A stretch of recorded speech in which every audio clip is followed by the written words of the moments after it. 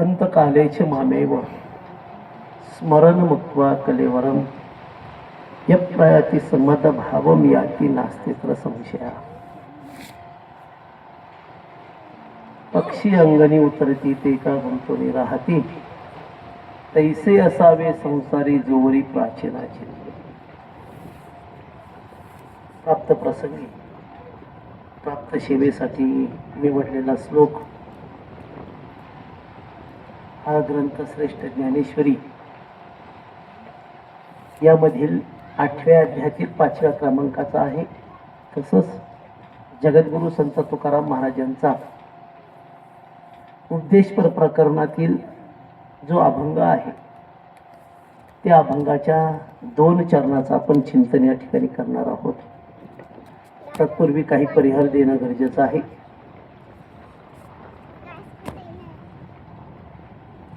आज ज्या निमित्तानं या ठिकाणी प्रवचन आहे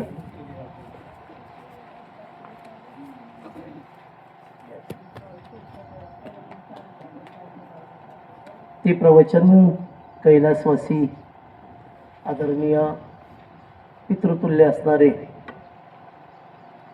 आमचे मार्गदर्शक की ज्यांचा सहवास भरपूर कालावधीमध्ये आम्हाला प्राप्त झाला ते असे पितृतुल्य विठोबा शिवराम सकट यांच्या प्रथम पुण्यस्मरणानिमित्तानेची ही सेवा आहे. शांतीचा संदेश देणारे तथा गौतम बुद्ध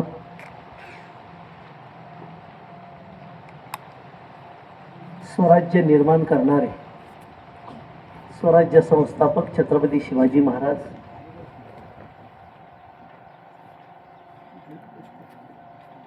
स्त्री जर शिकली तर समाजामधले सर्व अज्ञान नष्ट होईल, समाजामध्ये परिवर्तन होईल, कुटुंब सुधरेल आणि सर्व समाजाला अज्ञानापासून मुक्त करेल अशा प्रकारची जागृत भूमिका घेणारे आणि स्त्री शिक्षणाचा प्रगतीपथावरती एक अस्तित्व निर्माण करणारं महान व्यक्तिमत्व म्हणजे क्रांतीसूर्य महात्मा ज्योतिराव फुले, ज्यांच्यामुळं सर्व समाजाला सर्व घटक पक्षांना आणि तुम्हा आम्हाला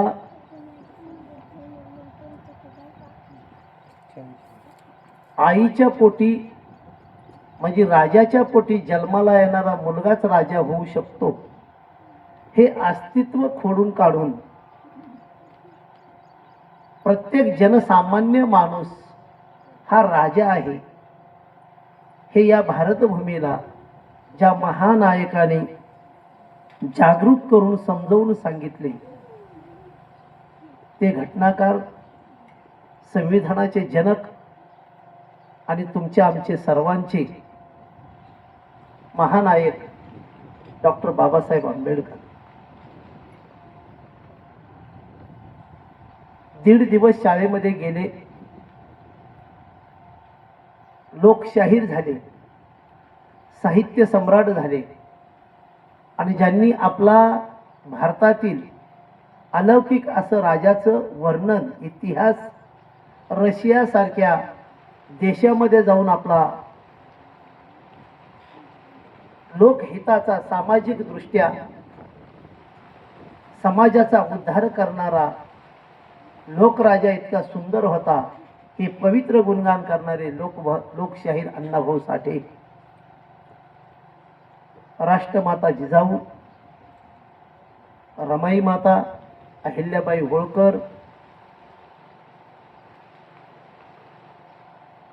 या सर्व महामातांना आणि तुम्हा सर्वांना प्रथमतः मी नतमस्तक होतो. आणि ज्या निमित्ताने हे प्रवचन आहे हे आपण थोडासा वेळ देऊन ऐकावं अशा प्रकारची विनंती करतो आणि माझ्या कार्यक्रमाला मी सुरुवात करतो. रामकृष्ण. जय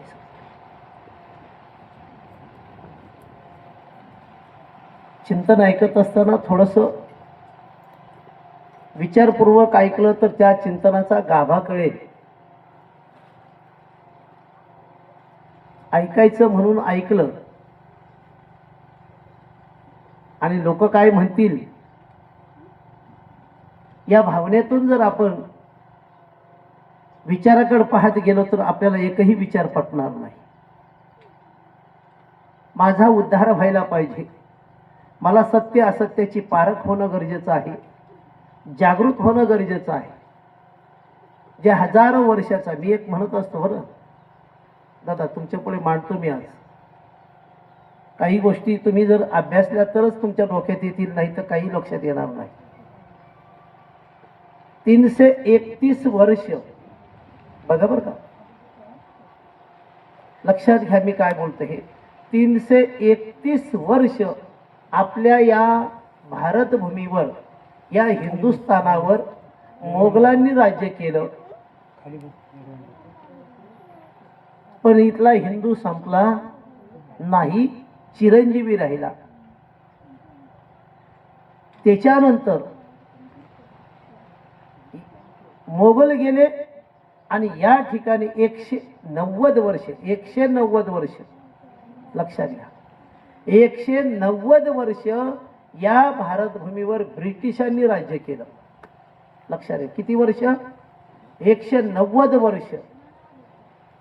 जो मोगलांनी 331 वर्ष राज्य करून हिंदू संपला नाही, 190 वर्ष ब्रिटिशांनी राज्य करून हिंदू संपला नाही, 54 वर्ष त्याच्यानंतर काँग्रेसने सत्ता केली, काँग्रेसची सत्ता राहिली येथे. किती, 54 वर्ष हिंदू संपला नाही. आणि आता गेले 12 ते 14 वर्ष झाले की आपल्या सर्वांच्या डोक्यामध्ये एक खूळ भरवलेला आहे की आता हिंदू खतरे में आहे.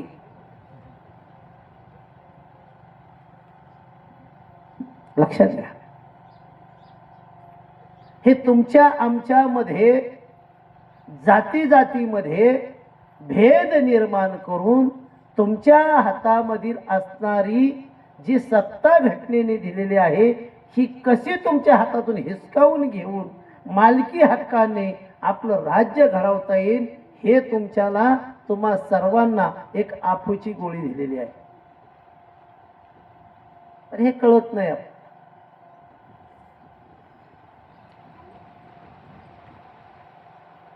ह्या संस्कृतीमध्ये आतापर्यंतचा इतिहास आहे की तुमच्याकडे वाचन नाही. पण एक गोष्ट आहे, 10 ठिकाणचं ऐकल्यानंतर त्याच्यामधला एक विचार आपण घ्यायचा आणि त्या विचारावर पांडित्य गाजवणं ही आपली वृत्ती तयार झाली. आणि ही वृत्ती समाजापुढे पटवून देत असताना आपण स्वतः किती गुलामीमध्ये घसरत चाललेलो आहोत याचं भान न ठेवता आपण आपल्या पिढ्यान पिढ्या या गुलामीमध्ये आपण घेऊन चाललेलो आहोत. समाजामध्ये आपण एकत्र का येत नाही, तर याचं एकमेव कारण आपली बुद्धी आपण अज्ञानाच्या ठिकाणी चालवतो. ज्या दिवशी तुमची बुद्धी, लक्षात घ्या बरं माझं वाक्य, तुमची बुद्धी तुम्ही स्वयंभू चालवायला शिकता. दादा लक्षात घ्या, तुमची स्वतःची बुद्धी तुम्ही स्वतःहून चालवायला शिकताल त्या दिवशी या समाजामध्ये म्हणजे आपल्या बहुजन समाजामध्ये कोणीही गुलाम राहणार नाही. माझं वाक्य समजून घ्या. आपण आपली स्वतःची बुद्धी चालवत नाही, 10 जणांचे विचार घेऊन आपण चालतो. म्हणून आपण म्हणतो याचा विचार जरा चुकीचा आहे पण त्याचा विचार बरोबर आहे, त्याचा जर बरोबर नसत याचा तरी बरोबर असेल. या सर्व विचाराची घालमेल आपल्या बुद्धीमध्ये झाल्यामुळं आपल्याला आपला विचार दडपून टाकावा लागतं आणि या 10 जणांच्या विचारावर आपल्याला स्वार व्हावं लागतं. म्हणून आपली गुलामी संपेना. बघा दादा, आणि हे स्पष्टपणे तुमच्या पुढे बोलतोय मी आज. 100 200 400 500 लोक असावं काही गरज नाही. जी बाई घर स्वतःच्या बुद्धीने ज्या दिवशी चालवील त्या दिवशी घरातला एकही व्यक्ती अज्ञानमूलक जगणार नाही, तो गुलामीपासून मुक्त होईल. पण सासूही गुलामीत आहे, सुनही गुलामीत आहे, नात सुनही गुलामीत आहे आणि पुढच्या हजारो पिढ्या गुलामीत आहे. का तर सासू निर्बुद्ध आहे. माझं वाक्य लक्षात घ्या. म्हणजे इथं असणाऱ्या सासांकरता नाही बोलत मी, नाहीतर लगेच तुम्ही तुमच्या अंगावर ओढून घेता. नाही, हजारो वर्षाची सासू आहे, पिढ्यानपिढ्या आजची सासू आहे, उद्याची आजी आहे आणि पुढे जन्माला आलेली पुढची सून ती परत सासू होणारी आहे. म्हणजे पिढ्यानपिढ्या हे रहाडगाडगं चाललेलं आहे. पण या रहाडगाडग्यामध्ये आपण सगळेजण आपले हातपाय बांधून आपण बसलेलो आहोत आणि आपल्याला आपोआप ते रहाडगाडगे फिरवत आहे. आणि म्हणून करता आपण दुःखामध्ये आहोत. सत्य शोधण्याचा कोणी मार्ग स्वीकारत नाही. सासूनी एकदा का एका देवाची पूजा करायची ठरवली की मागच्या पिढ्या त्याचीच पूजा करत चालतात. एकदा सासूने दुसरा एक देव आणून मांडला की पुढची सासू तिसरा देव आणून मांडते. पिढ्यानपिढ्याचे देव गोळा करीत बसले, म्हणून 33 कोटी देव आपल्याकडे झाले. माझी साधी आणि सोपी गोष्ट आहे. एक ना धड भाराभर चिंध्या, एकही चांगला नाही. ज्यांनी तुम्हाला गुलामीमध्ये पचवण्याचं ठरवलेलं आहे, ज्यांनी तुमच्या बुद्धीला चालनाच द्यायची नाही, तुम्ही असंच मारा, अशा प्रकारची बुद्धीचा व्यवहार तुम्ही ऐकल्यामुळे तुमच्या बुद्धीमध्ये भीतीचा ब्रह्मराक्षस भरलेला आहे. आणि तो भीतीचा ब्रह्मराक्षस ज्या दिवशी तुमच्या जीवनातून निघून जाईल त्या दिवशी तुमचा कुळाचा उद्धार होईल. लक्षात घ्या. अभ्यासोप समर्थोशी मत्कर्म परम भवा. माणसाने वाचन करावं, माणसाने चिंतन करावं, माणसाने निधिध्यासन करावं, माणसाने मनन करावं. ह्या सर्व गोष्टी एकाच सूत्रामध्ये ओवल्यानंतर त्याच्यापासून माणसाने जागृत व्हावं हे मात्र सोडून दिले. म्हणजे सासूने तुळशीला पाणी घातलं तर तिच्या आत्तापर्यंत सगळ्या पिढ्या तुळशीला पाणी घालतच आल्यात. दारापुढे तुळस असावी असं प्रत्येक सासूला वाटतं, पण का असावी याचा मात्र कोणी विचार करत नाही. दारापुढे रांगोळी काढावी का काढावी याचा कोणी अभ्यास करत नाही.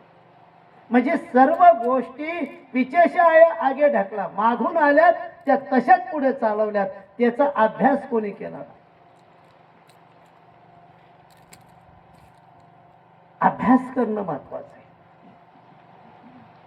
आज तुम्ही या ठिकाणी जमलेले आहात आमच्या असणारे तात्यांच्या या प्रथम पुण्यस्मरणानिमित्त. मला सांगा,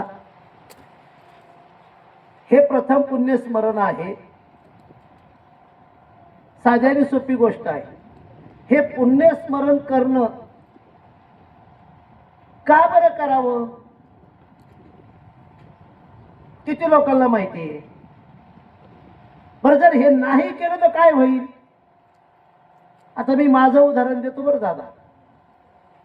मी माझ्या तुम्हाला माझं सांगितल्याच्या नंतर मग तुम्हाला पटेल, तोपर्यंत तुम्हाला पटणार नाही. मी माझ्या वडिलांचं जी अग्निडाव दिला, जेवढी रक्षा गोळा झाली तेवढी गोळा केली आणि माझ्या दारापुढे मी 5 झाडे आंब्याचं, पेरूचं, चिकूचे लावले आणि तिथं रक्षा टाकली. आश्रमामध्ये त्यांची बाकीची उरलेली रक्षा आणली आणि चिंचेचा एक खटा घेतला, त्याच्यामध्ये रक्षा टाकली, त्याच्यावर चिंचेचं झाड लावलं. येता जाता दिसलं तर तुम्ही बघा, आश्रमापुढे दिसत. वडिलांच्या बाबतीमध्ये हे केलं, आईच्या बाबतीमध्ये तेच केलं. एकही रक्षा कुठेही विहिरीवर, कुठेही नदीवर, कुठे वड्या फड्याला कुठेही टाकली नाही. कोणत्याही शेंबूड पुसलेल्या उपरण्यानी टावेलानी मी वडिलांना पाणी पाजलं नाही. तांब्या घेतला, चांगल्यापैकी गंगाजल, मी शुद्ध पाणी पितो. माझ्याही वडिलांना मी तांब्याने पाणी पाजलं, कोणतंही फडकं धरलं नाही. 10 दिवस फिरायचं नाही, 13 दिवस फिरायचं नाही, ही प्रथा मोडून टाकली. मी माझ्या वडिलांचा 7व्या दिवशी मी दशक्रिया विधी घेतला आणि त्याला मी नाव दिलं शोक सभा. लक्षात घ्या, शोक सभा मी तिथे केली. शोक सभेला अनेक प्रकारचे चांगल्या प्रकारचे प्रबोधन करणारे व्यक्ती आले. कसलाही खांदेकरी उतरवणे नाही. मी तर सांगितलं होतं दादा, ज्यांना त्यांना वाटत त्यांनी खांदा लावा. भावकीनीच खांदा लावा, सोयरीनीच खांदा लावा, भाच्यानीच लावा. अहो ही माणसं कधी आलेच नाही बापाला भेटायला. मग त्यांनी खांद्यावर नाही नेलं तर माझा बाप जळायचा राहिला का? शेवटी कोणाच्या तरी खांद्यावर नेलं आणि आग्नेयावर दिलंच आहे मी. मग याच्यापासून माझं काही वाईट झालं? माझ्यापर्यंत कोणताही ब्राह्मण का आला नाही की तुम्हाला आता नागबली करावं लागेल, त्रिपिंडी करावं लागेल, शांती करावं लागेल, कोणी सांगायला आलं नाही.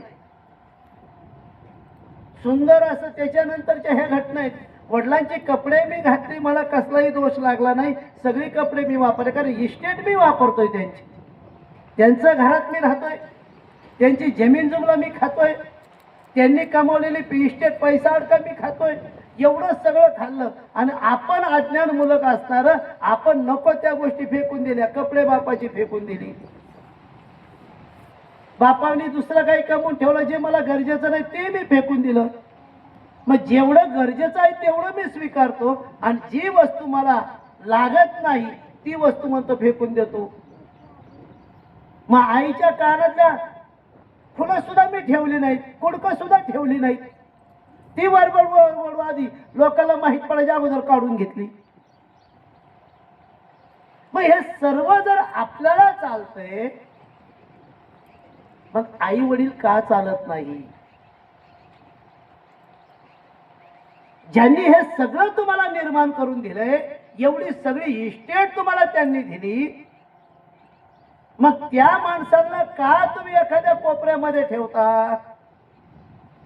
आणि ज्यांनी तुम्हाला एकही गोष्ट दिली नाही, लक्षात घ्या, काहीच दिलं नाही तुम्हाला. आतापर्यंत माझे काय संत शिरोमणी गाडगे बाबा सांगतात, अरे देव कोणी पाहिला का? कोणीतरी सांगा मला देव पाहिला असेल तर. एकाही माणसाला हात वरून काढून सांगता आलं नाही की मी देव पाहिलाय. एकानेही नाही सांगितला. जगद्गुरु संत तुकाराम महाराज म्हणले, अरे देव घ्या कुणी, देव घ्या कुणी, ऐता आला घर पुसुनी. अरे फुकाटचा देव आणलाय तुम्हाला, देव घ्या फुका, देव घ्या फुका, न लगे रुका. अरे देवाला कोणत्याही प्रकारचा रुपया देवा लागत नाही, कसल्याही प्रकारचा पैसा, रुका म्हणजे पैसा देवाला लागत नाही. देव घ्या फुका, फुकाट देव घ्या. पण त्या वेळेला आपण सगळेजण म्हटलो, देव न लगे, देव न लगे, साठवणीचे रुतले जागे. आम्हाला देव नको. आता जिथं देव मांडायचा ती सगळी जागा भरून गेले गच्च. आता कुठं देव मांडू आम्ही? म्हणजे प्रत्येक महापुरुषांनी, प्रत्येक संतांनी हा विचार तुम्हा पुढे मांडलाय, तरीही आपली बुद्धी चलत नाही. का तर आपण बुद्धिजीवी माणसाचे गुलाम आहोत. लक्षात घ्या माझं वाक्य. किती लोक इथे शिकलेले आहेत. आपण बुद्धिजीवी माणसाचे गुलाम आहोत. ज्यांनी तुमच्या टाळूचं लोणी खाण्याचं ठरवलेलं आहे, अशा बुद्धिवान माणसाचे आपण गुलाम बनलेलो आहोत. आणि या गुलामीमुळे आपण आपल्या हजारो पिढ्या अशाच नरकात चालवल्या. कष्टकरांनी कष्ट करायचा, पैसा कमवायचा आणि या लोकांच्या हातात द्यायचा. त्यांनी मग तुमच्या घरात यायची आणि शांती घालायची. मला सांगा, इतके मोठे महापूर आले, घराची घरं वाहून गेले, मग ज्यांच्या ज्यांच्या घराची वास्तू शांती झाली, कमीत कमी ते तर घरटी काय पाहिजे होतं? ज्यांच्या घराची वास्तू शांती केली, ज्यांच्या घराची पूजा केली, ज्यांच्या घराची घरबांधणी केली, ज्यांनी त्या घराच्या टिकावाने पाया खाणला, पाया भरला, घर बांधलं, मग एवढं सगळं करून त्या गावढ्याला उपाशी ठेवलं.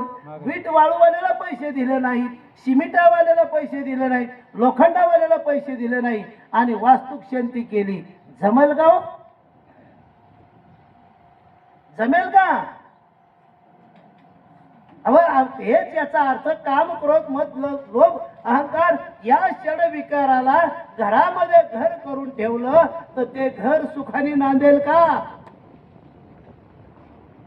हेच आपल्या जीवनामध्ये आपल्या लक्षात येत नाही. आपण आपली बुद्धी इतरांच्या पायावर आपण गुलाम ठेवली म्हणून करता आपल्याला हे दिवस भोगायची बारी आली. दादा, मी माझं कोणतंही वडिलांचं बाकीचं कर्म केलं नाही. तुम्हाला माहिती असेल की मी वडिलांचं वर्षश्राद्ध नाही केलं. लक्षात घ्या. फक्त 4 पाहुणे बोलावले, त्यांना जेव घातलं, वडिलांचं दुःख आहे म्हणून त्यांना बोलवलं, बस, बाकी काही नाही. त्या ठिकाणी जे मला पैसे खर्च करायचे होते मी लोकांना खायला पण नाही घातलं, जेवण नाही केलं. मी वडिला माहितच नाही मी बापाचं वर्षश्राद्ध केलं का नाही, कोणालाच माहित नाही. मी ते पैसे वडिलांच्या नावाने 11,000 रुपये मी हायस्कूलला दान दिले. घरी नाही खर्च केला. एकही रुपया खर्च केला नाही. माझं कोणतं वाईट झालं? माझंही चांगलं झालं. माझ्या मुलाचं सत्यशोधक पद्धतीने लग्न केलं, त्यालाही 2 मुलं झाली. माझ्याकडे कोणताही विधी करता मी बोलवला नाही, कोणीच नाही. मी कशालाच कोणी बोलवलं नाही, तरी माझं सगळं चांगलं झालं. बरं, मृत्यू हा प्रत्येकाच्या बाबतीमध्ये ठरलेला आहे. आज ना उद्या जायचं आहे. आता इथं रामाता त्या गेलेत, आमचे विठोबाता त्या गेलेत, आता 3रं राहिलं, त्यांची लोक वाट पाहतात. मग त्यांना का गाडीवर ठेवणार आहे का आजरावर ठेवणार आहे तुम्ही? कोणी? दोघं गेले का नाही? रामाता त्या ज्येष्ठ, विठोबाचा त्या 2 नंबर गेले का नाही? मग आता 3 नंबर व्यक्ती आहे. मग आता त्याला सांगणार आहे की नाही नाही आता तुम्हाला मी जाऊनच नाही देणार? कोण म्हणणार आहे? कोणीच नाही. म्हणजे आएगा सो जाएगा, आएगा सो जाएगा, राजा रंक या फकीर, पीर भी मर गए, पैगंबर मर गए जिंदा जोगी, जपी तपी संन्यासी मर गए हकीम रोगी. सर्वांना एक दिवस जायचंय. कोणी इथे अजरामर नाही. उद्या ते गेले तर उद्या आपला, परवा आपला नंबर आहे. कोणालाही चुकणार नाही, सर्वांना जावं लागणार आहे. पण जात असताना आपण आपलं जीवनामध्ये असं काय करून ठेवलेलं आहे की ज्याच्यामुळे तुमचा हेवा वाटावा, तुमच्याबद्दल आदर निर्माण व्हावा, तुमच्याबद्दल त्या कुटुंबाने सुखासनी 2 गोष्टीचा विचार करावा. असं काय केलं आपण? हे कधीच नाही विचार केला. किती आई बापाला असं वाटतं की माझा मुलगा डॉक्टर व्हावा, वकील व्हावा, इंजिनियर व्हावा, चांगल्या प्रकारच्या वरिष्ठ अशा पदावर जावा, का रात्रंदिवस लोकांच्या दारापुढे हाजी हाजी करीत बसावा? किती लोकांना वाटतं. आज पुनरपी तुमच्या आमच्या जीवनामध्ये भांडवलशाही यायला होऊ घातले. तुम्हाला कळत नाहीये. तुम्ही फक्त तुमच्या घरट्यापुरतं जीवन पाहता, पण भविष्य काळामध्ये तुमच्या आमच्यामध्ये पुनरपी भांडवलशाही, हुकुमशाही आणि आपल्यासारख्या गोरगरिबांना लाचारशाही निर्माण होणार आहे. याला जबाबदार जर कोण असेल तर आपण सगळेजण आहोत. आपला कष्टाचा पैसा तुम्ही जर चांगल्या मार्गाने मुलांना शिक्षणासाठी जर नाही खर्च केला तर उद्याच्याला तुमच्या पिढ्या गुलामीमध्ये पसतील. याला जबाबदार कोण आहे? आपण स्वतः आहोत याला जबाबदार. आपण आपल्या मुलाला शिक्षणापासून वंचित ठेवतो. कमावलेला पैसा देवधर्माच्या नावाखाली वापरला जातो आणि त्याच्या नावाने भरमसाठ मोठं अन्नदान करायचं. 25-30 हजार कमीत कमी. आजचं जेवण 400 लोकांचं केलं का 150? किती लोकांचा स्वयंपाक केला आता? अंदाज 300-400 लोकांचा. 300-400 लोकांचा खर्च किती? एक गोष्ट लक्षात घ्या, पण मी तुमच्या पुढे मांडतोय आता. आणि जे मी बोलतोय ती रेकॉर्डिंग चालू आहे, हेही तुम्हाला मी सांगतोय. कारण याच्या पाठीमागचं गणित तुम्ही लक्षात घ्या. तुमचा कमीत कमी आजचा खर्च 20,000 रुपये. हा, 20,000 रुपये खर्च झाला, 25,000 झाला हा जेवणाचा खर्च. उद्याच्याला सगळ्या सोयऱ्यांना काय तुम्ही मोकळं सोडलं काय? नाही, तुम्ही वर्षभर उघडे राहिलात ना, तुम्ही उघडे हिंडत बोंबलत. मग तुमच्याकरता त्यांनी कपडे आणायचे उपकार करायला, म्हणजे त्यांनी दुकानात जायचं 500 700 1000 रुपयाची कपडे घेऊन यायचे. मग ह्या सगळ्या सोयऱ्या नातेवाईकाला हा एक खर्च. बरं एवढंच नाही तर त्यांनी दिवस तुमच्याकरता घालवायचा. 700 रुपये रोजाचा माणूस, लक्षात घ्या. आज 700 रुपये रोज आहे की नाही गाडी माणसाला? बाई माणसाला 400 रुपये 300 रुपये रोज. मग एवढी माणसं तुमच्या इथं तुम्ही खोळंबून ठेवायची आणि पदरात काय पडणार आहे? तुमच्या पदरात काय? नाही नाही, माझं ऐकूनही ढुंगाला हातपासून निघून जाणार आहे. बुवा लय बोलला, बा लय लय बोलला, पण काय खरं जाऊ दे, द्या सोडून, चला पुढे. म्हणजे पालथ्या घड्यावर पाणी, म्हणजे ऐकल्यानंतर परिवर्तन करून सोडून द्या, पण त्याच्यावर पाणी वाचायची आपली नामुष्की आपल्या जीवनामध्ये. तर मी का सांगतोय, जर एवढाच हा 25 30 40 हजार रुपये तुमचा एक दिवसाचा खर्च, मी एका तुम्हाला लांब नाही सांगत दादा, गेल्या वर्षी मी, तुम्ही पाहिले माझ्या 2 वर्षापूर्वी मुलाचं लग्न केलं मी, परत कोणालाच सांगितलं नाही. लक्षात घ्या, गावामध्ये कोणालाही माहित नाही.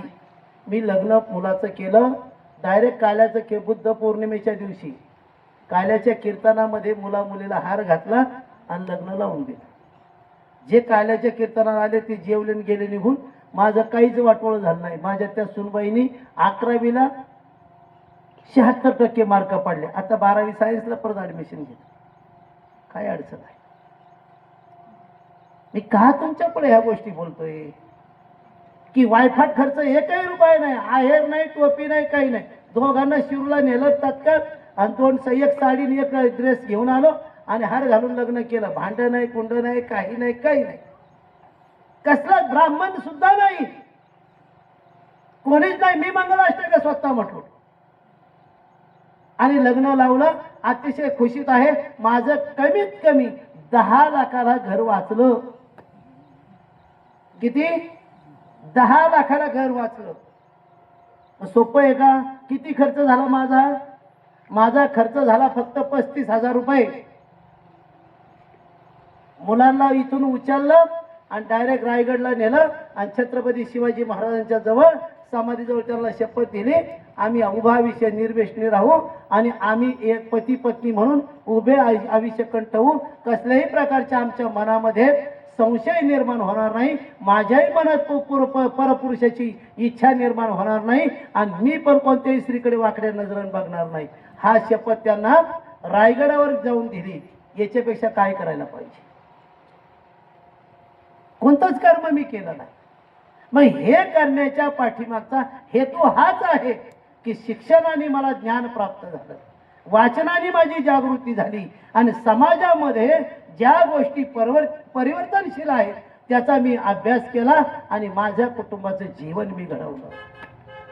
तर आम्ही का पचत पडलोय?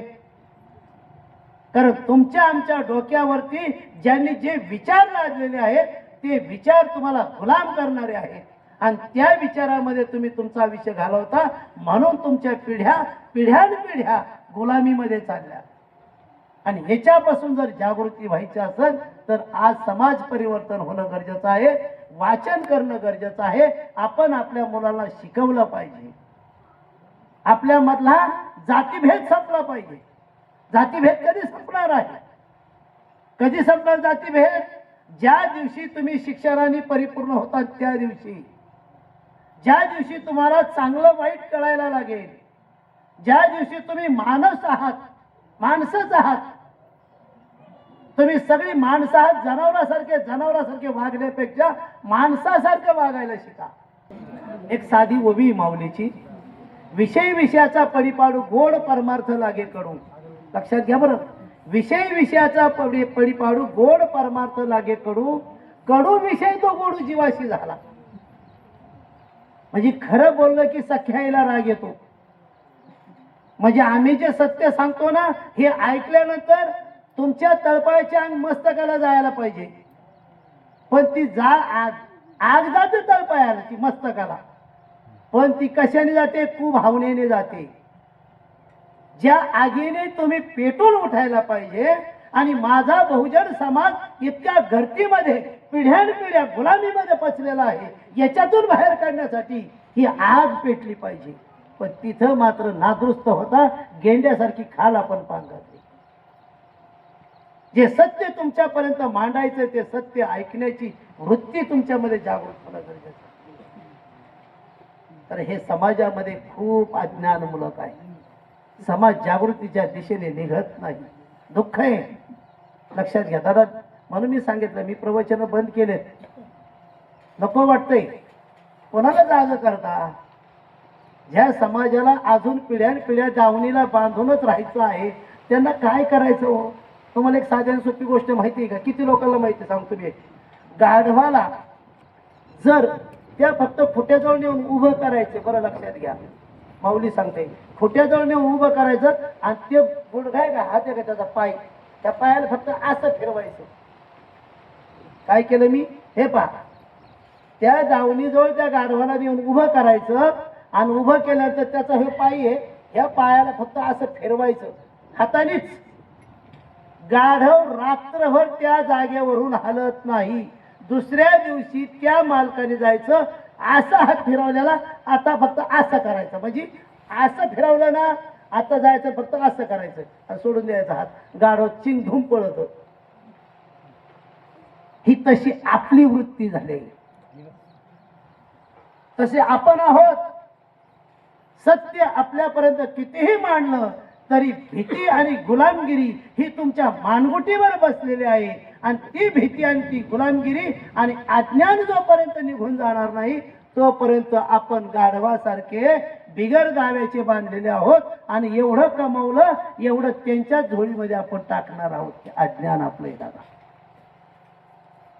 ते नाही केलं तर काय होईल? मी जर नागबली नाही केला, त्रिपिंडी नाही केला, मी जर मावळायला नाही गेले तर काय होईल? म्हणजे विचार ज्या बुद्धीने आपण करायला पाहिजे, ती विचाराची असणारी बुद्धी आपण कोणाच्या तरी दावणीला बांधली, म्हणून आपण गुलाम आहोत.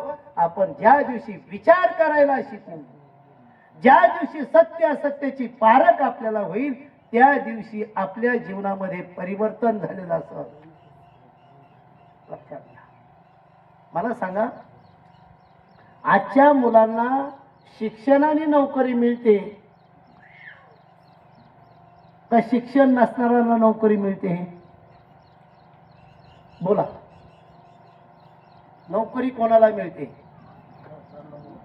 हा दादा, पाय लांबवलं तरी चालेल, मला काही अडचण नाही. पाय दुखतंय, अजिबात टेन्शन घेऊ नका. माझं वाक्य समजून घ्या.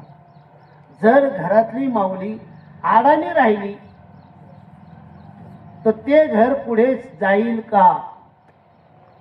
त्या घरामध्ये देव्हाऱ्यामध्ये 5-25 देव पूजलेले आहेत, त्याच्यातले किती देव जेवायला जर तुमच्या संग राहिले तर त्या घरातली माऊली त्या देवाला घरात पूजील का? हा, माझं वाक्य समजतंय का? ज्या देव्हाऱ्यामध्ये 5-25 देव तुम्ही मांडलेले आहात, एवढं देव जर काम न करता दररोजची दररोज एका देवाला कमीत कमी एक टायमाला 1.5 भाकरी, 3 टायमाला 4.5 भाकरी जर त्या देवाला लागत असतील आणि ते तुम्ही कोणतंही काम सांगलं तरी ऐकत नाही, मग असे देव तुम्ही घरामध्ये किती पुजताल? हातवर करा बरं. हा, पुजतील का दादा? नाही पुजणार. मग तुमच्या आयुष्यातला 1-1, 2-2 तास तुम्ही त्या मार्गाने वाया घालवता. आणि ज्या मार्गाने तुमच्या कुटुंबाला सुशिक्षित बनवायचे, त्यांना जागृत करायचे, इथे बसून काहीच मिळणार नाही. पण तेवढाच वेळ जर तू पुस्तकाचा अभ्यास केला, ते जर चांगलं सातत्य ठेवलं, तर तो मुलगा चांगल्या प्रकारे मार्काने पास होऊन तुमच्या शाळेमध्ये 1 नंबर काढेल. मग ते चांगलं का हे चांगलं? देरे हरी पलंगावरी. देव कोणतीही गोष्ट पलंगावर देत नाही, तुम्ही जर तुमच्या शरीराला तुमच्या बुद्धीला जागृत केलं, कष्ट करण्याची वृत्ती ठेवली, तर तुमचं कुटुंब जगू शकतं, वाचू शकतं आणि मोठं होऊ शकतं. तुम्ही जर एका जागेवर बसले, किती ध्यान करा, किती तप करा, किती अनुष्ठान करा, समाधी योग साधा, पण त्याचा तुमच्या कुटुंबाला फायदा झिरो. पण तुम्ही चांगलं कष्ट करा, 2 रुपये कमवा आणि त्या कमवलेल्या पैशाने तुम्ही तुमच्या मुलांना शिक्षणाने परिपूर्ण बनवा. आज तुम्ही सुखाने खाता. हे का घडत चाललंय? याचं एकमेव कारण आहे की तुम्ही आम्ही विचारच करत नाही. म्हणून विचार करायला शिका, जागृत व्हा. माझ्या मुलाला मला डॉक्टर करायचं आहे, त्यासाठी काय पण. ही जर तुमची मनोवृत्ती जर तयार झाली तरच भविष्य काळामध्ये चांगलं होईल. नाही जर ही मनोवृत्ती तयार झाली तर भविष्य काळामध्ये पिढ्यान पिढ्या, आपल्या काही पिढ्या असेच दुःख भोगत राहतील. आणि हे दुःख भोगलं की आपल्या पिढ्यामध्ये कोणालाही सुख मिळणार नाही. लक्षात घ्या. माझा राग येईल तुम्हाला, पण मी सत्यशोधक धर्माचं काम करतोय. मी सत्यशोधक म्हणजे सत्य मी शोधलंय. या जगतामध्ये देव आहे, देव नाही असं म्हणत नाही, पण देव कुठे आहे किती लोकांना माहिती आहे? देव आहे ना? आहे. मग कुठे आहे का माहिती कोणाला? किती लोकांना माहिती आहे देव आहे? मग आहे तर तो तुम्हाला काय माहित नाही? मग तो देव आहे तो तुमच्या चांगल्या कर्मामध्ये, चांगल्या विचारामध्ये, चांगल्या वृत्तीमध्ये, चांगल्या संस्कारामध्ये, चांगल्या जागृतीमध्ये. देव तुम्हाला असं कुठेही सापडत नाही. तुम्ही जर देवाला शोधायला गेलात ना तर देव सापडणार नाही. पण जर तुम्ही एखाद्या दुःखी माणसाला, ज्याला भूक लागले, त्याला अन्न द्यायला गेलात ना, तर त्याच्यामध्ये अंतःकरणामधून तुला शुभ आशीर्वाद प्राप्त होतो. बाळा, अरे तू मला 3 दिवसाचा उपवासी, मला चतकुर भाकरी देऊन तू माझी पोटाची आग भागवली.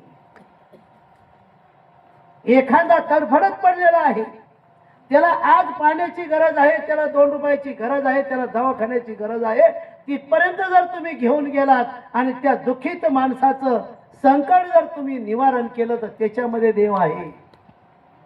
एखादा बालक शिक्षणाने हुशार आहे, खूप ज्ञान आहे त्याला, पण त्याची घरातली परिस्थिती नाजूक आहे, शिक्षण घेण्याची त्याची ताकद नाही, कुटुंबाची हिंमत नाही. त्यावेळेला तुमचे बिडी तंबाखूचे देवा नवसाला खर्च करणारा पैसा जर त्या मुलाला शिक्षणाला जर तुम्ही खर्च केले तर तो मुलगा उद्या डॉक्टर झाला, इंजिनियर झाला, वकील झाला, तर तुमच्या आलेला शेवटच्या प्रसंगाला ते तुम्ही केलेले खर्च केलेले पैसे उभे राहतील. त्याच्यात देव आहे. पण आपण हे सगळं सोडून दिलंय, सगळं सोडून दिलंय. मी रात्रंदिवस खतपत होतो दादा, माझी तळमळ होती. मामा तुम्हालाही माहिती की मी गावामध्ये सप्त्याला खर्च करून देत नव्हतो. कमी खर्च करा म्हणायचो, आपल्या लोकांना देऊ नका म्हणायचो मी, आणि हे पैसे उरले तर हे पैसे शाळेला द्या म्हणायचो. पण राजकीय मंडळी ते देऊन देत नव्हते, ते नको तिथे लावायचे. तळमळ होती माझी की या बुवा लोकांना कितीही पैसे दिले तर यांची दाभाडं वाचलेली तशीच राहतात. हे तुम्हाला पिढ्यानपिढ्या गुलाम करण्याच्या मागे आहे. त्यांना तुम्हाला उत्कर्ष होऊ द्यायचं नाही, तुमचं भलं होऊ द्यायचं नाही, ही त्यांची मानसिकता आहे.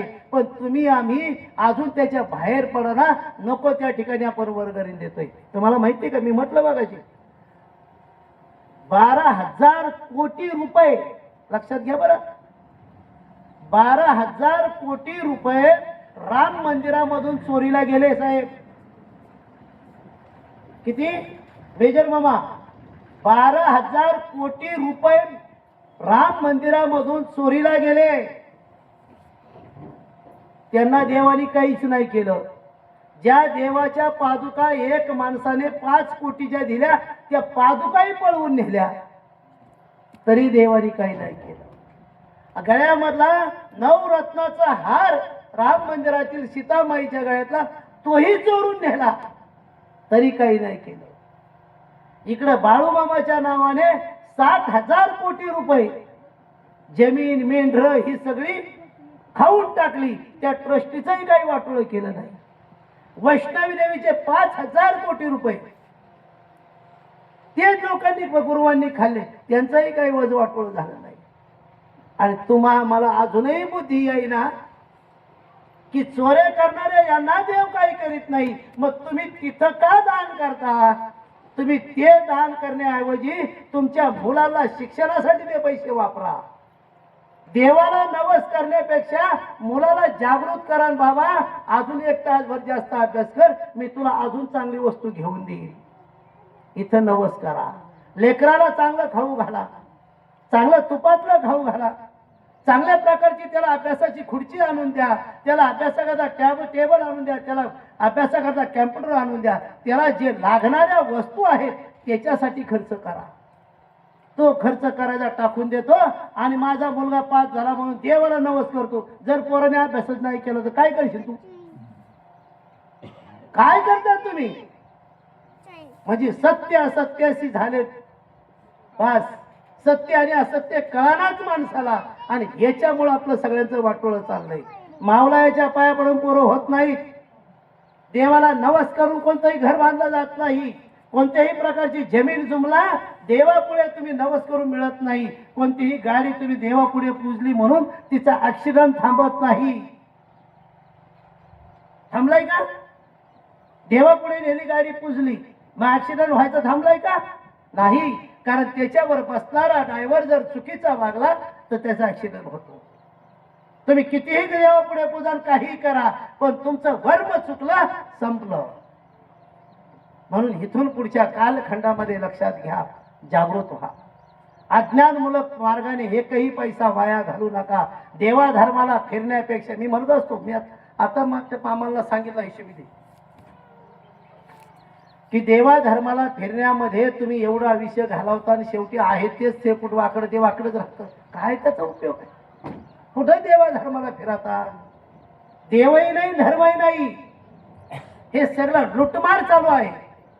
कुठेही फिरू नका. आज तुम्ही तुमच्या मुलांना चांगलं घडवण्याकरता पैसा खर्च करा. तो पैसा तुमची मुलं जर चांगली घडवली, संस्कार चांगलं झालं तर ती मुलं तुम्हाला उतर वयामध्ये सांभाळतील. आणि तोच पैसा जर तुम्ही देवधर्माला लावला आणि मुलांना जर आडाणी ठेवलं तर मुलं दारू पितील, भांडणं करतील, वाईट वागणं वागतील, घरामध्ये कोर्ट कचेरी आणतील, जमीन विकून टाकतील आणि शेवटी म्हणतील बाबा तुम्ही आमच्यासाठी केलं काय? मग हे सर्व जर अबाधित टिकवायचं असेल तर मुलांना निर्व्यसनी बनवा, मुलांना संस्कार परिपूर्ण द्या, मुलांना वाईट वळणापासून वाचवण्याचा प्रयत्न करा. कुटुंबामध्ये कसलीही व्यसन येणार नाही याची काळजी घ्या. देवधर्म नक्की करा. तुम्हाला जो करायचा तो करा. मी बंद केलंय सगळं, मी सगळं बंद केलंय दादा. मी स्पष्टपणे सांगेन, मी गावात आता कोणत्याही कार्यक्रमाला 1ही रुपया देणार नाही. माझ्या कुटुंबाने मी ठरवलंय, माझ्याकडे कोणी मागायला येणार नाही आणि मी पण तुमच्यात येणार नाही. काय करायचं? ज्या गावाला दिशाच राहिली नाही, दिशहीन गाव म्हणल्यानंतर त्या गावामध्ये रुपया खर्च करायला करायचा. जो माझा कष्टाचा पैसा जर त्या ठिकाणी वाम मार्गाला जात असेल, शिक्षणाला वंचित करीत असेल, पिढ्यानपिढ्या जर बर्बाद करीत असेल, गुलाम करत असेल, तर त्या गावामध्ये पैसा द्यायचा कशाला? हौस मजेला, लाचारीला? म्हणून मी हे गावातलं सगळं कारभार बंद केला. आता माझा आश्रम आणि माझं कुटुंब, गरज नाही राहिली. भजन करणारेही पाप करतात, कीर्तन करणारेही पाप करतात आणि यांना गोळा करणारेही महापाप करतात. यांच्यामध्ये सामील होऊन तुका म्हणे सत्य कर्म व्हावे साह्य, घातले अभय नरका जाणे. या नरकामध्ये जाण्यापेक्षा मी माझ्या मुलांना चांगलं बनवतो, माझा समाज मी जागृत करतो, हे मी ठरवलंय आणि मी ह्या मार्गाने चाललोय. म्हणून माझी जीवनामध्ये तुम्हाला ही तळमळ आहे की तुम्ही मला परत प्रवचना बोलवा नका बोलू, काही त्याच्यावर आणलेलं नाही. पण एक माणूस म्हणून जागे व्हा. माणूस म्हणून माझं कर्तव्य आहे. एक मानवतेचा जो विचार आहे तो समाजामध्ये परिवर्तन करणार आहे, गुलामीपासून मुक्त करणार आहे. याच्यातल्या किती माता भगिनी आणि किती गडी माणसं. सावित्री ज्योतिराव फुले ही मालिका बघतात बरं, मोबाईलवर मालिका चालू आहे. आता 21 भाग झाले. आता सावित्री ज्योतिराव फुले ही मालिका मोबाईलवर यूट्यूबवर चालू आहे. किती लोक पाहतात? एकटे तुम्हीच पाहता. अजून कोण पाहतंय? कोणीच नाही पाहत. आणि काय यांच्या पुढे सांगायचं? काय यांना काय बदल होणार आहे यांच्यामध्ये? हा, लाचार झालेली माणसं आहेत तुम्ही सगळी जण. जगण्याचा जर तुम्हाला अर्थच कळत नसेल तर काय तुमच्या जीवनामध्ये किती की मोठ्याली माणसं महापुरुष येऊन गेले, काय बदल होणार आहे? अरे तुमची मुंडकी जर मेंढरावाने त्या ब्राह्मणांच्या दारापुढे जर बांधलेली आहे तर काय होणार आहे तुमचं? पिढ्यानपिढ्या तुम्ही जर याच मार्गाने जात असताल तर तुमच्या आयुष्यामध्ये उद्धार कधी होणार? कधी जागृती होणार तुमची? पिढ्यानपिढ्या ज्या गोष्टी करायला नको ते आपण करत आलो आणि आता इथून पुढे तेच जर करत तुम्ही राहणार असतात तर काय होईल तुमचं? म्हणून माझी विनंती आहे, बुद्धिजीवी माणसाच्या नादी लागून तुम्ही गुलामीमध्ये फसण्यापेक्षा तुम्ही स्वतःहून विचार करायला शिका, जागृत व्हायला शिका. जर जागृत होण्याची जर तुमची प्रवृत्ती नसेल तर भविष्य काळामध्ये तुमच्या पुढच्याही पिढ्या अशा दुःखामध्ये जातील आणि हे दुःख आपल्या पिढ्यांच्या वाट्याला नेण्याला जबाबदार जर कोण असेल तर आपण आहोत. म्हणून आपल्याला आपल्या पुढच्या पिढ्या जर चांगल्या बनवायच्या असेल तर आपण आपल्या पुढीला शिक्षित आणि परिपूर्ण बनवा. चांगल्या प्रकारचा व्यवसाय द्या, चांगल्या प्रकारची कष्ट करण्याची तयारी त्यांच्यामध्ये निर्माण करा. नाही तर भविष्य काळामध्ये ही हुकुमशाही ही भांडवलशाही आपल्या सर्वांच्या परत लक्षात घ्या, परत गळ्यामध्ये गाडगण कमराला झाडू ही आणल्याशिवाय राहणार नाही. याला जबाबदार कोण असेल तर तुम्ही सगळेजण आहात, सगळेजण तुम्ही आहात. ह्या दिवस जर आपल्यावर येत असेल तर आपल्या कर्माने आपल्यावर येईल आणि म्हणून या कर्माच्या बंधनापासून बाजूला व्हा. सत्यनारायण घालून वास्तू शांती करून घर टिकत नसतं, घरातले विचार पूरक लागतात. घरातले विचार जर निर्माण वाईट झाले, दोन जावांचे भांडणं व्हायला लागले, ते विचार जर त्या घराला टिकवण्याच्या विरोधात गेले तर घर किती मोठं वास्तू शांती केली तरी घराच्या भिंती तडा जातो. म्हणून हे अगोदर शिकून घ्या. घरामध्ये आई वडिलांनी व्यसनापासून मुक्त व्हा. लोकांनी पैसे देवा, दिलेले पैसे सन्मार्गाला लागण्याची वृत्ती आपल्यामध्ये तयार करा. पण आपण नको त्या मार्गाने घेतलेले पैसे नको त्या मार्गाने आपण आपल्या कुटुंबाला सांभाळण्यासाठी खर्च करतो. परिणाम त्याचं आपल्याला आयुष्यावर दुःख भोगावं लागतं. माणूस जागृत व्हा. जसं कोणत्याही अन्नामध्ये दोष नाही, कोणत्याही अन्नामध्ये दोष नाही, पण अन्न खाणारा जो मनुष्य आहे त्याच्या विचारामध्ये दोष आहे. लक्षात घ्या. कारण तो विचार करताना म्हणतो हे 10व्याचं अन्न आहे, हे 13व्याचं अन्न आहे, हे अमक्याचं अन्न आहे, ते तमक्याचं अन्न आहे.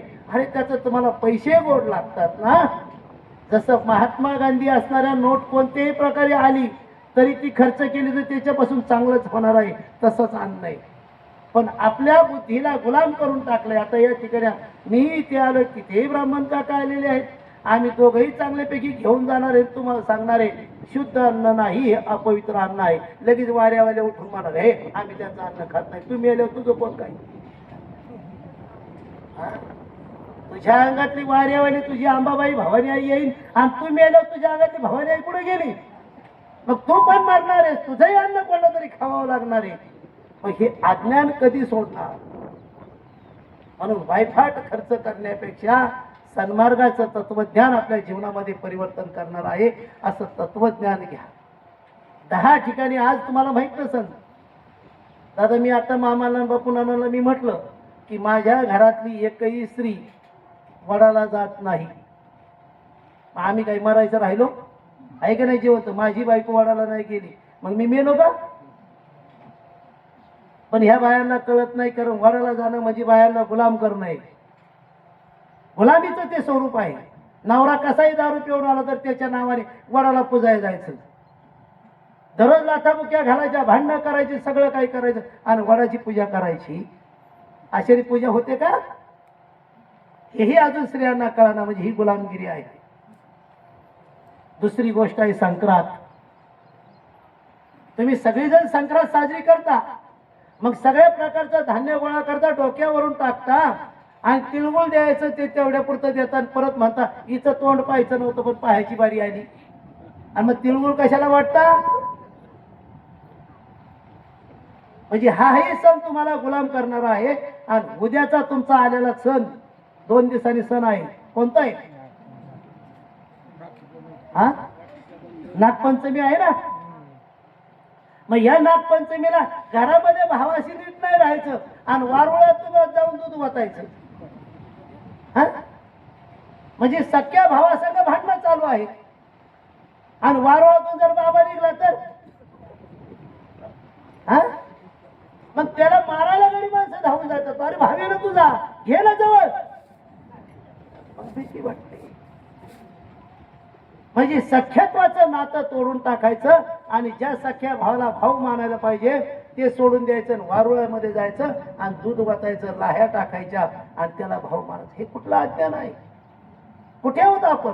आम्ही हे असले सण सगळे बंद केले, सगळे सण बंद केले. गणपती उत्सव बंद केलाय दादा. गणेश उत्सवाला मी वर्गणी देत नाही. का? अरे त्यांनी 1.5 दिवसाचा गणपती बसवायचा आणि आपल्याला 10 दिवस तेल घालायला लावायचं आणि परत त्यांनी सांगायचं की अरे गणपतीला आमचा शिवला, शूद्र शिवला. म्हणजे आपण शिवलेल्या देवाला जर विटाळ होत असत तर ते देव का बसवता? कोणाचा धंदा करताय तुम्ही? हे जर तुमच्या बुद्धीला जर कळत नसेल, आपली तरुण पिढी बर्बाद होत चालली या मार्गाने. 10 दिवस त्या उत्सवाच्या नावाने वर्गणी गोळा करायची, खाली पत्त्याचं डाव व्हायचं आणि माणसं निघून गेले की दारूच्या बाटल्या प्यायची. हे सगळं चाललंय काय? हे सर्व आम्हाला गुलाम बनवण्याची कामं आहेत. कारण गणपती उत्सवाचं तुम्हाला स्टेज दिलं जातं, वर्गाने दिलं जातं, त्या पैसा तुम्ही नको त्या मार्गाला लावणार. त्यापेक्षा ते पैसे तुम्ही शाळेला लावा, शिक्षणाला लावा, लायब्ररी खोला, मुलांना शिक्षण द्या. ज्यांनाकडे शिक्षणाची ऐपत नाही त्या शिक्षणाकरता पैसे खर्च. हे सगळं सोडून दिलं. 9 दिवस घटाच्या पुढं घट पाठीवर बसवायचा, डोक्यावर बसवायचा, काय अनेक प्रकार झाले. पायात चप्पल नाही घालायची, उपाशीच राहायचं, वनवन करायची आणि 10व्या आणि 11व्या दिवशी सुखाचं खायचं ते दवाखाना भरून टाकायचं. याची कारण मेंदू गुलाम केला आपण, आपली बुद्धी घाण ठेवली आपण. आणि म्हणून करता हे दिवस सारासार विचार करण्याची वृत्ती आपली संपल्यामुळं आपल्या परिवाराला दुःख आहे. आणि या दुःखातनं जर निवारण करायचं असेल तर माझी हात जोडून विनंती आहे, जागृत व्हा. भविष्य काळामध्ये इथून पुढच्या काळात जर तुम्ही तुमची बुद्धी जागृत नाही केली, तुम्ही जर असेच गुलाम बनत गेलात, पिढ्यान पिढ्या तुमचं असंच वाईट होत चाललं. आज साधी सोपी गोष्ट सांगतो, माझं प्रवचन संपवतो. दादा सांगा मला, आता गडी माणसाला 2-2 हजार रुपये चालू केले. किती? 2,000 रुपये. बाई माणसाला 1,500 रुपये चालू केले. मला सांगा, ह्या म्हातार पार्टीनी, माझ्या भगिनींनी ह्या 1,500 रुपयांनी गेले 10 वर्षामध्ये वजवाटोळ केलं. तुम्हाला राग येईल माझ्या बोलण्याचा. तुम्हाला माहित नाही, तुम्हाला कळाना अजून. 1,500 रुपये दिले आणि रेशनिंग फुकट दिले.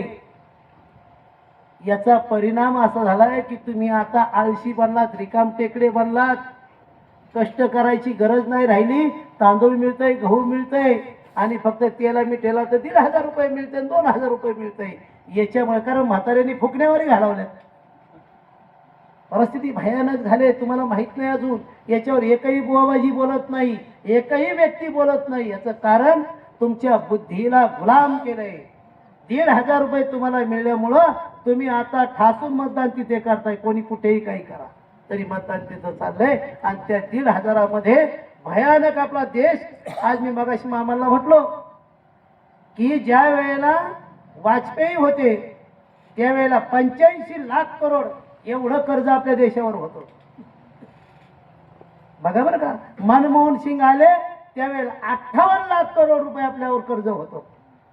आणि आज नरेंद्र मोदी साहेब आले आणि 2 लाख करोड म्हणजे 201 लाख कोटी रुपये एवढं कर्ज आपल्यावर झालंय. याचा विचार तुम्ही करत नाही. हे तुम्हाला कोणी सांगणार नाही. काही घेणं कोणाला पडलं नाही. म्हणून आपल्याला आपल्या पिढ्या इथून पुढं शिक्षणाने परिपूर्ण बनवा. उघड्या फावड्या घ्यायचं आता सोडून द्या, झोळी बिरवायचं सोडून द्या, नाही तर पुढच्या पिढ्यांचं वजवाटोळ झाल्याशिवाय राहणार नाही. त्यावेळेला आपली पुढची पिढी आपल्याला जाब विचारेल, तुम्ही काय करत होतात. हा देश इतक्या खाली आणला, याला जबाबदार तुम्ही आहात. तर तुम्हाला 1,500 दिलं म्हणजे त्याच्या लाईनी लागायला लागल्या. अतिशय वाईट. आज खताची गोणी केवढ्याला आहे, युरियाची गोणी केवढ्याला आहे. या सगळ्या गोष्टी तुम्ही पहा. 5-5 किलोच्या धान्याने तुमची विचारसरणी गुलाम करून टाकली आणि विचार करायची वृत्ती तुमची संपली. म्हणून मी तुम्हाला पहिल्यापासून सांगत आलो, ज्या दिवशी तुम्ही विचार करायला शिकता, ज्या वेळेला तुम्ही तुमचा मेंदू चालवायला शिकता, त्यावेळेला या भारत भूमीमधील प्रत्येक व्यक्ती गुलामापासून मुक्त होईल आणि हा भारत देश सुजलाम सुफलाम होईल. म्हणून असो, या ठिकाणी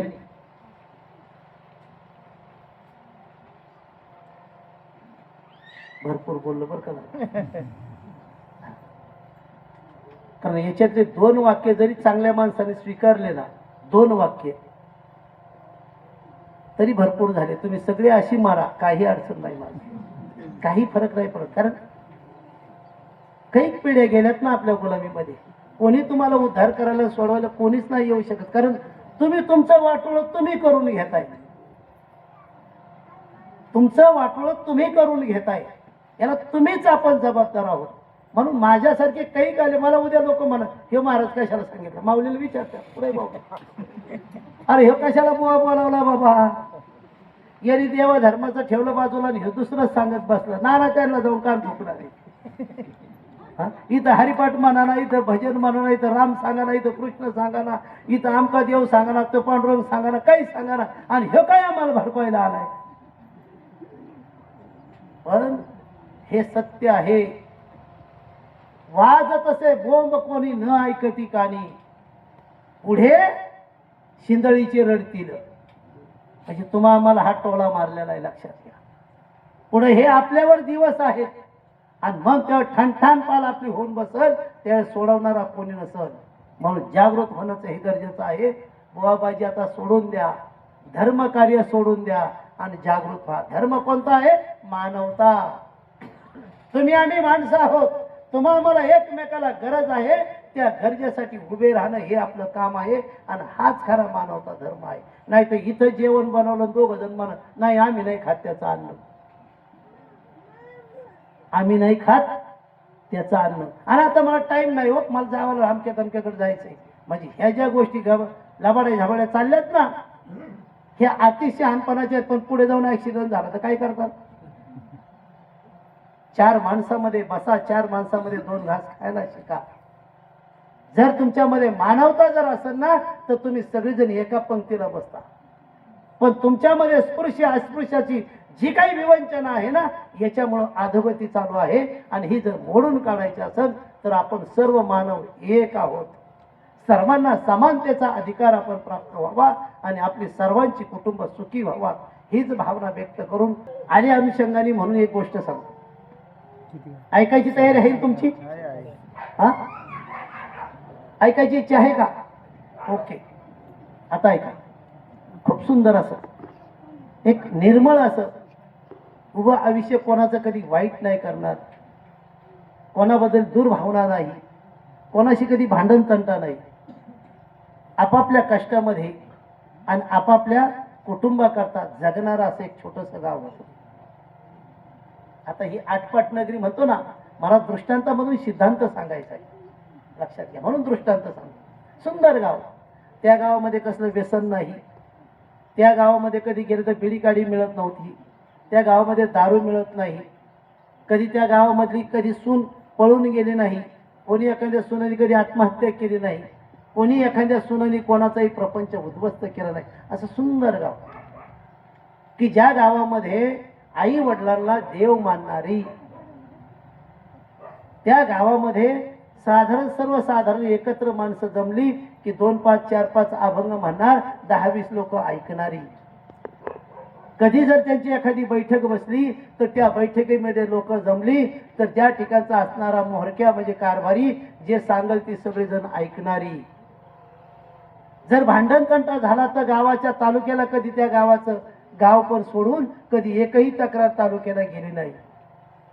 सगळे गावातल्या गावात मिटवले. कोणाही विरोधात न्याय निवाडा कधी गेला नाही. जे रीतसर आहे, जे योग्य आहे त्या पद्धतीने न्याय दिला. सगळे लोक त्यांच्या पाठीमागे उभे राहिले. असं सुंदर गाव.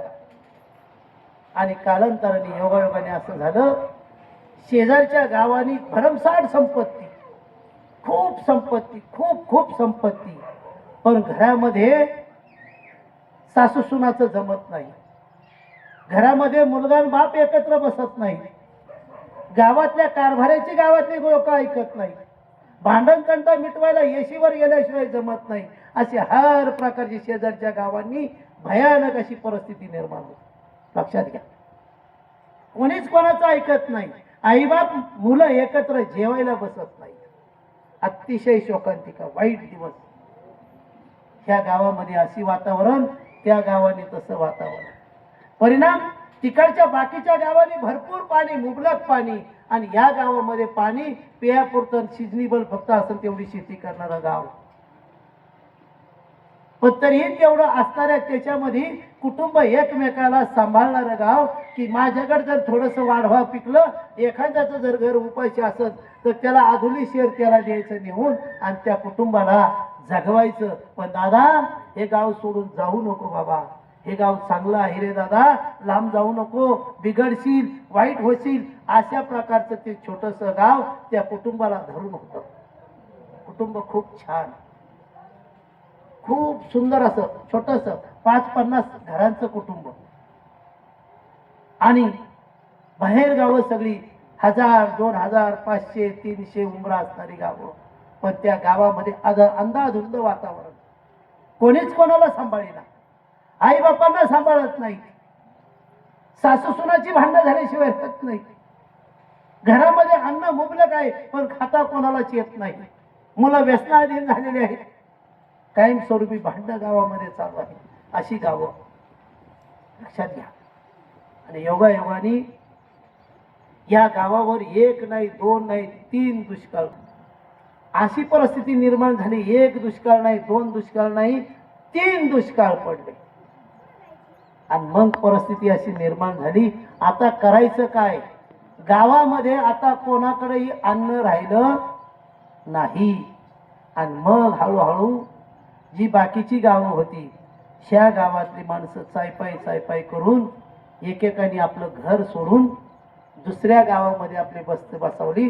पण दुसऱ्या गावामध्ये आपली वस्ती करत असताना बुजून राहिले. तिथलं वातावरण पाहिलं आणि आपण याच्यात टिकू शकत नाही, पण गरज पडली म्हणून त्यांनी आपलं मोलमजुरी करून, त्यांच्या ठिकाणी लाचारी पत करून जी भाकर तुकडा काय मिळेल त्याच्यावर आपलं जीवन कंठात राहिले. पण आपल्या कुटुंबाला वेगळं वळण लागू दिलं नाही. आणि ज्या ज्या वेळेला, लक्षात घ्या माझं बोलणं, लक्षात घ्या थोडंसं, आता थोडंसं विचार इकडे तिकडे करू नका. ज्या वेळेला सर्व कुटुंब आपला जीवाला जीव धरून एकमेकाला पूरक राहू लागले, दुसऱ्या गावात गेले, पण तो घर मालक स्वतः त्या घराचा कारभारी विचार करायला लागला की ह्या गावात तर असं वातावरण आहे, इकडे तर ही लोक इतकी बिघडलेली आहेत, यांच्यात जर माझी पोरं गेली तर माझी बिघडून जातील. त्या बायांशी जर माझ्या सुनांचा संपर्क झाला तर माझ्या सुनाही बिघडून जातील. काय करावं? सारखा विचार करायचा. शेवटी त्यांच्या दारात गेल्याशिवाय तर भाकर मिळणार नाही, त्यांच्या संगतीने गेल्याशिवाय मुलांना काम मिळणार नाही. पण सगळ्यांनी तशा पद्धतीने परत संध्याकाळी घरी आले की घरी बाप तो घराचा मालक त्या मुलांना जवळ घ्यायचा. दादा हो, यांच्या संग काम करा, यांच्या संग राहा, फक्त त्यांचे विचार तुम्ही घेऊ नका. कष्ट करा, कष्ट करून जे मोबदला आहे त्याच्यामध्ये आपण आपलं कुटुंब चालू, काही नको. आणि ते सर्वजण एकत्र यायचे, घरामध्ये आपलं हरिभजन करत बसायचे, म्हणजे संस्काराची चर्चा करायची. पण कधी गावात मिळले नाही. आणि एक दिवस असा परिणाम झाला की त्या गावातली माणसं म्हणायला लागली, अरे आमच्या घरामध्ये एवढं खायला मुबलक असून आमच्या घरामध्ये सुख नाही, शांती नाही, सारखं भांडणतंटा आहे, काय करावं? म्हणून एक एक माणूस त्या मालकाशी जवळकी साधू लागला आणि जवळकी साधत असताना त्या मालकाला विचारला, दादा हे तुम्ही राहता कसं? तुमच्या घरात आम्ही शिळी भाकरी देतोय, ती खाताय तेव्हा तुम्ही घर चालवताय. तुमची माणसं आमच्या इथं काम करतायत, रोजंदारी करतायत, तेव्हा 4 आठाने आम्ही देतोय, त्याच्यावर तुम्ही तेल मीठ आणताय आणि एवढं कमी असूनही तुमच्या घरामध्ये सुखच का? त्यावेळेला त्या दादाने सांगितलं की हे कुटुंब एकमेकाला पूरक आहे, एकमेकापासून वंचित नाही, एकमेकाचे विचार एकमेकामध्ये साठवलेले आहेत. आम्ही एकमेकाची वाट पाहतो, एकमेकाला समजून घेतो, एकमेकाला सांभाळण्याचा आम्ही प्रयत्न करतो, म्हणून आम्ही सुखी आहोत. आणि तुमच्याकडे एवढ्या गडगंज थप्प्या लागलेल्या धान्याच्या आहेत, घरामध्ये मुबलक सगळं भरलेलं आहे, पण तुमच्या घरामध्ये विचार नाही, तुमच्या घरामध्ये संस्कार नाही, तुमच्या घरामध्ये मानपान नाही. आणि म्हणून करता हे दुःख आहे. माझा दृष्टांत संपला. हे सत्य. ज्या घरामध्ये मान मर्ताब सांभाळला जात नाही ते घर संपलं जातं. आज मनोदादा गंगादादावरून मला आठवलं की गंगादादा आपल्या गावामध्ये आहे, ठीक होतं इथं, पण आता त्यांनी तिथे निवडलं, त्या ठिकाणी जाऊन त्यांनी फुलं उधळली, त्यांचा सुगंध मला सकाळी गावामध्ये गेल्यानंतरही मला ऐकायला मिळलं. चांगल्यापैकी काम केलंय. अशा प्रकारचं आपलं विठोबाचं त्यांचं तुम्ही नाव काढलं, त्याबद्दल मी आपल्या सर्वांच्या वतीने तुम्हाला धन्यवाद देतो. आणि भविष्य काळामध्ये आपणही आपले चांगले संस्कार सांभाळा आणि वायफाट खर्च करण्यापेक्षा कुठेही रुपया देऊ नका, कुठेही तीर्थयात्रेला जाऊ नका, कोणत्याही देवळामध्ये वर्गणी देऊ नका, कोणत्याही गावामध्ये कुठेही वायफाट खर्च करू नका. फक्त तुम्ही तुमच्या मुलांना शिक्षणाने परिपूर्ण करा, सगळं गाव तुमच्याकडे नतमस्तक होईल. पण ज्या दिवशी तुम्ही तुमचं जीवन आणि तुमचं शील, तुमचं असणारं तत्व ज्या दिवशी सांभाळता, त्या दिवशी सर्व गोष्टी तुमच्या जवळ येतील. मग व्यसनापासून मुक्त राहा. दारू गांजा मत पिओ यारो, अक्कल गुंग हो जाती है, अपने पदर का दाम खर्च कर मुंह में मिट्टी जाती है. शेवटी काही नाही, लोक तुम्ही किती चांगलं करा, काही करा, शेवटी लोक ते म्हणणार आहे तुमचं कर्मच तसं होतं म्हणून तसं घडलं. म्हणून आपण आपलं कर्म चांगलं बनवा, आपलं जीवन चांगलं जगा, आई वडिलांना जीव लावा. कुठे देव आहे की नाही मला माहीत नाही, पण मी माझा आई वडिलांमध्ये देव पाहिला, मला समाधान आहे.